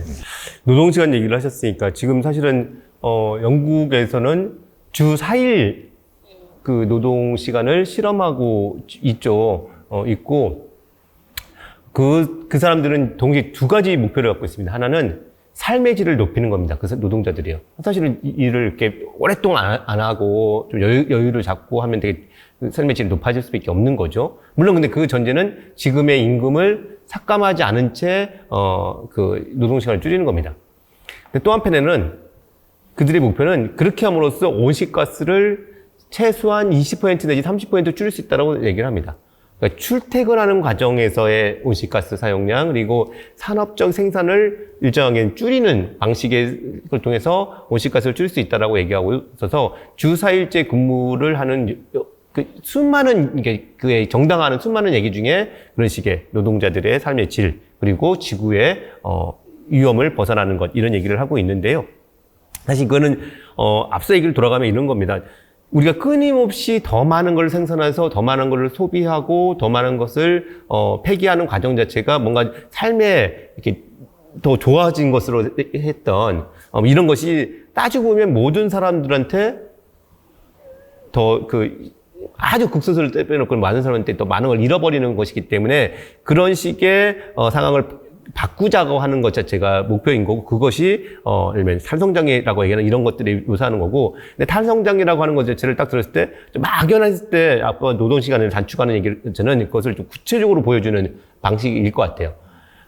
그리고 그러면서 또 많은 얘기 아까 잠깐 그런 얘기 하셨잖아요. 소유권에서 사용권 얘기 이 얘기도 사실은 우리가 정말 많은 것들을 소유하지만 그것을 우리가 정말 다 그 모든 순간에 필요해서 갖고 있는 게 아니라 그냥 달리 어디서 빌렸을 데가 없으니까 갖고 있는 것들이 많이 있죠. 예를 들면, 이런 사례도 있죠. 제초기 같은 거 그런 거 있지 않습니까? 내가 꼭 제초기를 다 갖고 있을 일인데 빌렸을 수 있거나 혹은 사다리 같은 것도 그런 거죠. 근데 예를 들면 지금의 그 자본주의 사회에서는 모든 가정에 하나씩 사도록 얘기하고 쓰도록 만들어야지만 되는 것도 대표적인 것도 또 자동차도 그런 것도 있잖아요. 네. 카쉐어링 같은 걸 보면 그런 건데 그렇게 하도록 하면서 사실은 이 자본주의 경제는 끊임없이 더 많이 생산하고 기업은 돈을 벌겠지만은 사회 전체적으로는 해악을 미치는 이것들을 어떻게 바꿀 거냐 이런 얘기들도 있고 또 수리권에 관한 얘기도 있습니다. 여러분들 다 한번 느껴보실 거예요. 특히 이런 폰 같은 경우 2, 3년 지났는데 뭔가 기능이 안 좋아지고 뭔가 이상하게 되는데 뭐 배터리는 떨어지고 근데 이걸 고쳤었으면 좋겠는데 고쳤을 방법이 없잖아요. 전화하면 그냥 사서 쓰세요. 그게 더 싸요. 보조금도 들어가요. 하는데 문제 이 물질 자체가 폐기되면 이것도 엄청난 환경 오염과 아까 지구 물질 발자국에 문제가 네. 발생하는데 고쳐 쓸 수 없게 만들어 놓은 게 지금 자본주의 성장체제의 가장 대표적인 경영 기법이거든요. 이런 것들을 어떻게 뒤집을 거냐 하는 등등이 사실 탈성장이라는 게 아주 무슨 어려운 문제가 아니라 주위에서 꽤나 그렇게 익숙해진 일들을 합리적 방식으로 재조정하는 것 자체가 사실은 탈성장의 중요한 접근이다. 저는 이렇게 얘기를 좀 하고 싶습니다. 네. 여기서 뭐 사례를 두고 있는 것 중에 GDP? GDP 신화 같은 게 있지 않습니까? 그렇죠. 우리는 GDP를 계속 올려야 된다라고 하는데 이제 GDP가 낮아도 높은 수준의 복지를 가지고 훨씬 만족하는 삶을 살고 있다. 아마 대표적으로 북유럽 국가인 것 같아요. 근데 그런 사례를 들으면서 이제 성장이나 이런 게 신화가 아니다 이런 주장들을 하시더라고요. 그리고 이제 소유해서 이용하는, 그러니까 개인 소유가 아니라 그냥 이용하는 그런 형태의 내용들을 가져가야 이제 그 탈성장 할 수 있다라고 하는 거고요. 그 중에 이제 15시간 노동이 이것도 사실은 나누는 거죠. 그렇죠. 그냥 여러 노동 시간을 나눠서 실제 이제 그 이용만 하는 형태로 전환하는 게 아닌가 싶습니다. 사실은 결국 그런 얘기를 하기 위해서는 앞서 저는 뭐 계속 강조했지만 불평등, 부정에 대한 얘기를 했지만은 이 정의, 아까 이제 성장의 해독제가 정의다라는 얘기한 것도 사실 그런 관련된 건데 많은 연구들 여기서도 잘 보여주고 있는 건데 이렇게 물질 발자국이 늘어나고 더 많은 온실가스를 배출하는 것 중에 이유는 뭐냐라고 물었더니 소위 최고 부유층들의 엄청난 사치 자체가 이 문제를 야기했다라고 계속 얘기를 하고 있고요.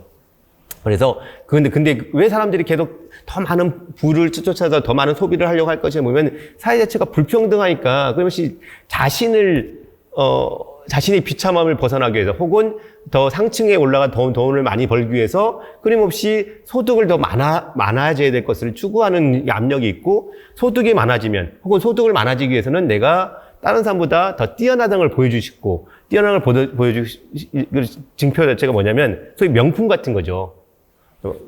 명품 시계, 명품 차, 명품 백, 뭐 이런 거면서 끊임없이 더 많은 걸 소비하고 더 멋진 걸 소비하고 하는 것 자체를 함으로써 물질 소비량이 끊임없이 증가한다고 얘기를 하고 있잖아요.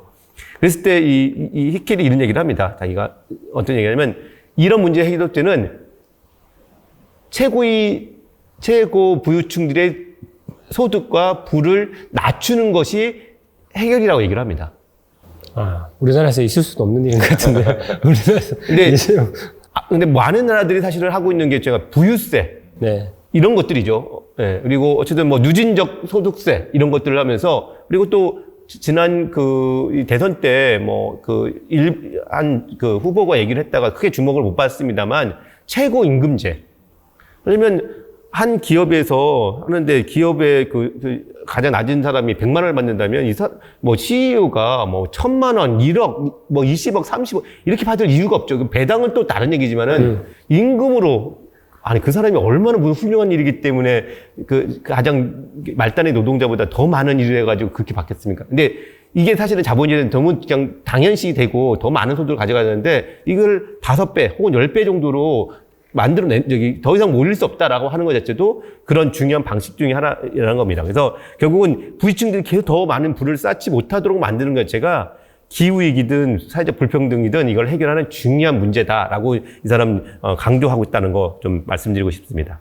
GDP 관련하면서 이제 히켈이 많이 얘기하는 것 중에 하나가 이제 기대 수명이라 그러나 그 얘기를 많이 하더라고요. 그래서 뭐 기대 수명 얘기를 많이 하는데 이제 특히 코스타리카 같은 나라가 되게 굉장히 이렇게 기대 수명이 높은, 그러니까 GDP는 높지 않은데 이렇게 많이 높다 그런 얘기를 많이 하면서 코스타리카 중에서도 특히 못 사는 이제 니코야 얘기를 잘 하는데 그걸 제가 잠깐 여기 인용을 해보겠습니다. 244쪽인데요. 니코야는 전통적으로 농업 기반의 생활 양식을 가지고 사는 자립경제 지역이다. 여기서는 공동체를 계속 강조합니다. 공동체의 말이다. 가장 장수하는 니코야 사람들은 모두 그들의 가족, 친구, 이웃들과 견고한 유대 관계를 맺고 있다. 나이가 들어서도 그들은 연결되어 있음을 느낀다. 스스로가 가치 있다고 느낀다. 실제로 가장 빈곤한 가구들이 가장 긴 기대 수명을 갖는데, 왜냐하면 그들은 함께 살며 서로에게 의지할 가능성이 높기 때문이다. 이런 얘기를, 이게 약간 좀 티켈이 그리는 탈성장이 아닐까 그런 생각이 듭니다. 더 많은 돌봄, 더 많은 공동체 이런 것 자체가 탈성장의 가장 중요한 근간을 형성할 것으로 됩니다. 네네. 네. 어쨌든 그런 얘기는 많이 했었던 것 같아요. 제 이 성장 관련된 거 아니라 예전 농경사회 때는 이제 가족이 이제 대가족 중심으로 살았는데 할아버지, 할머니, 그 다음에 아버지, 어머니, 그 자식이 이렇게 살고 그 마을 주민이 공동체가 돼서 거기에서 연장자가 있고 젊은이들이 있는데 농경지에서 일할 때 할머니, 할아버지들이 힘을 쓰지 못하지만 같은 경험을 가지고 거기서 이제 기술적인 것들을 보조하고 실제 농업은 이제 거기 이제 일하시는 분들이 이제 젊은 분들이 일을 하고 그러면서 사실은 이제 각자의 역할을 가지고 공동체를 이루어서 풍요롭게 살 수 있었다. 이런 얘기들을 좀 했었던 것 같아요. 이제 그런 사회가 돼야 되지 않나. 근데 이제 농업사회는 아니지만 그런 사회로 전환해야 된다라고 하는 거고, 아까 이제 그 임금 얘기하니까 불현듯 생각난 얘기가 있는데, 이제 그런 거죠. 사람의 능력이 100배, 20배, 100배, 막 1000배 이렇게 차이는 안 나는데, 급여는 100배, 1000배 차이가 나는 거예요. 그러니까 사람의 능력치는 사실은 1시간 동안 물리적으로 아니면 정신적으로 할 수 있는 일의 노동의 양은 그 차이가 그렇게 나지 않는데 임금 차이는 그렇게 많이 나는 거다라고 하면서 이제 타임 달러 얘기를 했었던 것 같아요. 네네. 그러니까 시간별로 그런 얘기를 했었는데 그런 얘기가 아마 그렇죠. 성장에도 적용되는 게 아닌가 싶습니다. 사실 그거는 그 자본주의가 신분제, 봉건적 신분제를 타파했다라고 하지만 실제로 지금 들으면 신분제가 사실 있는 거죠. 네. 그런 측면에서 사실은 자본주의가 결국 전진하는 체제냐라고 질문하는 것 중에 하나 생길 수 있을 것 같고요.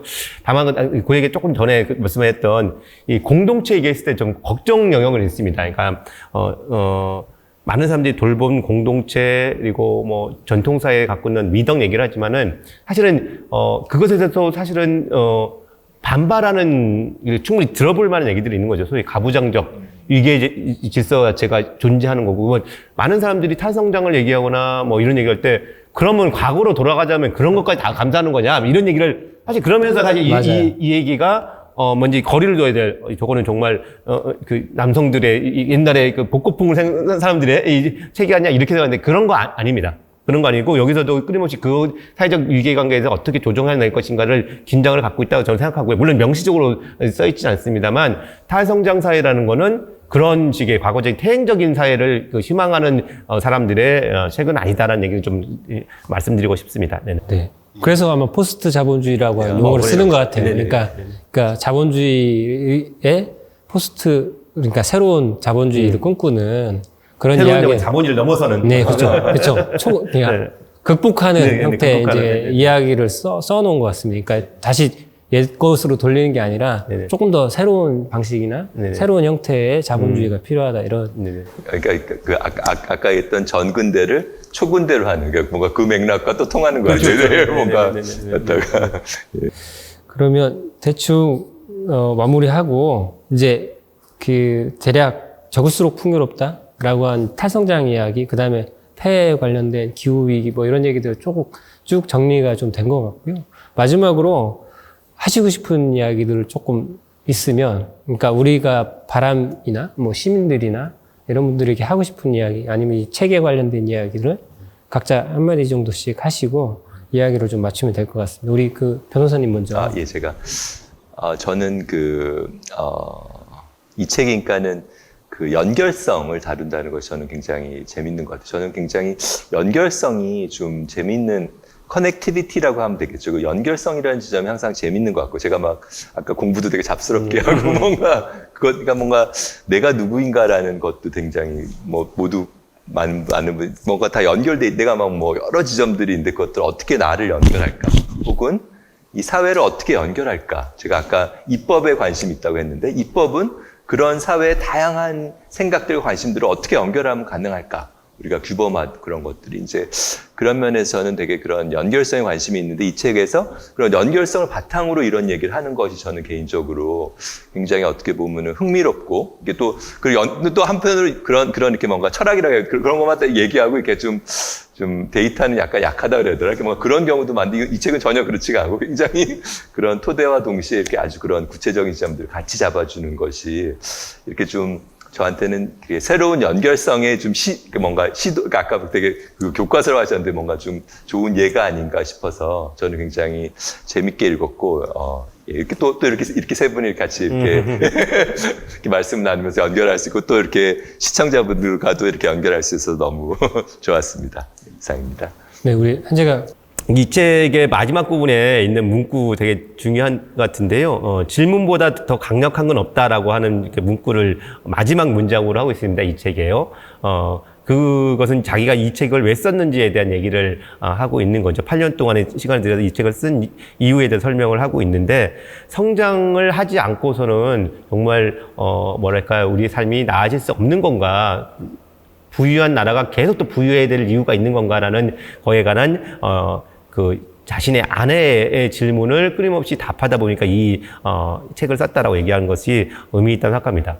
사실 이런 질문을 하는 것 자체가 정말 중요한 것 같습니다. 우리 사회가 갖고 있는 것, 내 삶에서 느끼는 어떤 이상함, 의아함, 뭐 아닌 것 같다라고 생각하는 것에 대한 질문을 하고 그 질문에 답을 하는 것, 그리고 주위 동료 시민들과 토론을 하는 것, 이런 것들이 대단히 중요하다고 생각하고요. 그런 질문을 한다면 아마도 많은 사람이 이 책의 결론 같은 게 도달할 가능성이 전 많이 있다고 생각합니다. 지금 기후위기 심각성을 모든 사람이 느끼고 있지 않습니까? 하늘이 무너지는 느낌도 정말 들고 이대로 우리가 다 같이 살 수 없을 것 같은 느낌도 많이 듭니다. 그런 느낌에서 그러면 왜 이런 상황에 처해졌나라고 얘기를 질문을 할 수밖에 없을 것 같고, 그랬을 때 일본 사람들이 내가 오늘 배달 음식을 시켜 먹어가지고 내가 기후위기를 만들었다라고 생각할 수도 있겠지만은 사실은 그 배달 음식 시켜가지고 먹는서 이 기여한 기후위기에 책임 뭐 있겠죠. 그런 거는 앞으로 바꿔야 되고 어쨌든 개선해야 될 여지가 있겠지만은 더 많은 거는 우리 사회의 전 지구적으로 최상위 부층들, 그리고 자본가들, 그리고 끊임없이 돈을 벌기 위해서 이 환경을 파괴하고 지구를 오염하는 이 경제 체제 자체가 사실은 이것의 근본적 원인이기 때문에 그 문제를 바라보지 않고 내가 배달 음식 시켜서 먹었다는 거에 죄책감에 시달릴 이유는 없다고 생각합니다. 오히려 이 현재 체제, 계속 이윤을 추구하기 위해서 오염을 시키는 이 체제에 대한 분노를 갖는 건 저는 대단히 중요하다고 생각합니다. 며칠 전에 나온 뉴스죠. 이 고유가 시대에 유류세까지 깎아줬는데 SK라고 하는 기업 자체는 2조 5천억 원의 영업이익을 2분기에 냈다고 합니다. 정말 국가 재정이 빈곤해지고 심지어 모든 중산층들 그리고 차량 운영하는 사람들의 주머니가 얄팍해지는 사이에 누군가는 엄청난 돈을 벌었다는 거죠. 그게 자기들의 노력한 결과도 아닙니다. 그리고 무엇보다 심각한 거는 그 결과로 온실가스가 엄청나게 나왔을 거라는 겁니다. 누군가 돈을 채우는 일이 국가 재정을 고갈시키고 개인들의 주머니를 얄피하고 지구를 오염시키는 이런 시스템 자체가 계속 남아있고 그것이 우리를 위기로 재난으로 몰고 가고 있는 이 상태를 어떻게 그대로 둘 수 있는 거냐. 이것에 대해서 화가 나고 분노를 표출하는 게 가장 중요한 것 같고요. 저는 민주시민이라면 부당을 보고서 부당한 것에 대해서 화를 내고 분노하고 그에 저항하는 것이 기본적인 가치, 원칙, 미덕이라고 생각합니다. 시민 불복종이라는 얘기 많이 하시지 않습니까? 부당한 걸 봤을 때, 부정의한 걸 봤을 때 그걸 맞서 싸우고 저항하는 것은 어떻게 보면 권리이자 의무이기도 하다 생각합니다. 지금의 위기 상황, 기후위기 상황에 그걸 저항하는 수많은 기후 불복종이 저는 있어야 된다고 생각하고요. 그것을 같이 했으면 좋겠습니다. 정말 문제가 되는 아까 말씀드린 SK도 있을 수 있고 수많은 그 기후 범죄 그 집단들이 있을 수 있죠. 이런 데를 항의하고 필요하면 점거하고 이런 일들도 난 필요하다고 생각하고요. 그건 정당하다고 생각합니다.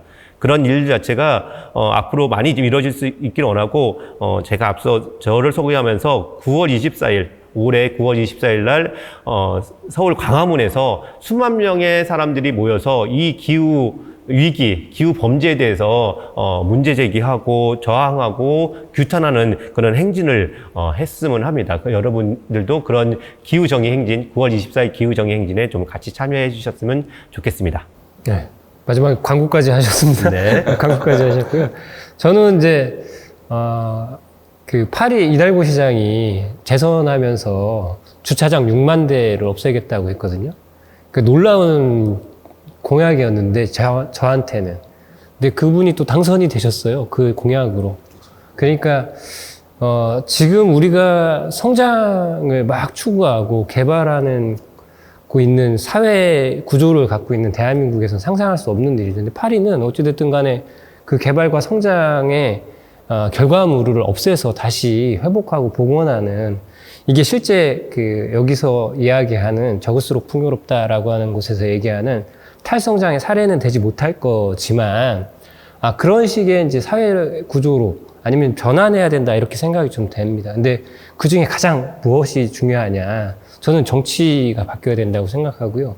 정치를 바꿀 수 있는 힘은 시민들에게 있다고 생각해요. 기본적으로. 왜냐하면 우리에게 중요한 투표권을 갖고 있기 때문에 우리가 누구를 선택하느냐에 따라서 우리가 탈성장의 사회로 포스트 자본주의로 가서 훨씬 더 좀 더 나은 삶과 지구를 지키는 삶으로 갈 것인지 아니면 지금처럼 성장을 계속 추구하면서 지구를 착취하고 지구를 없애는 그리고 같이 공멸하는 길로 갈 것인지를 선택할 수 있다고 생각하거든요. 그래서 시민들께서 아니면 여기서 이거 시청하신 시청자분들은 그런 선택들의 과정에서 지구를 아니면 탈성장 아니면 포스트 자본주의를 한 번쯤은 생각해 볼 수 있는 기회가 됐으면 좋겠다. 그리고 저는 이 책을 꼭 한번 추천해 드리고 싶어요. 그러니까 너무 잘 만들었고 쉽게 이해할 수 있고 그러니까 탈성장 이렇게 얘기하면 아마 거부감을 가지시는 분들도 있을 거고 아예 성장 계속 해야지 그리고 자본을 계속 갖고 가야지 이렇게 생각하실 수도 있고 거부감이 있을 수도 있는데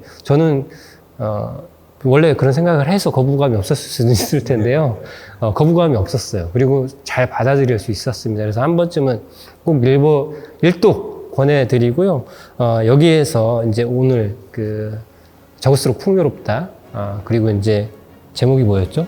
민주주의 부구를 열어. 이거 제가 짠 건데. 민주주의 부구를 열어.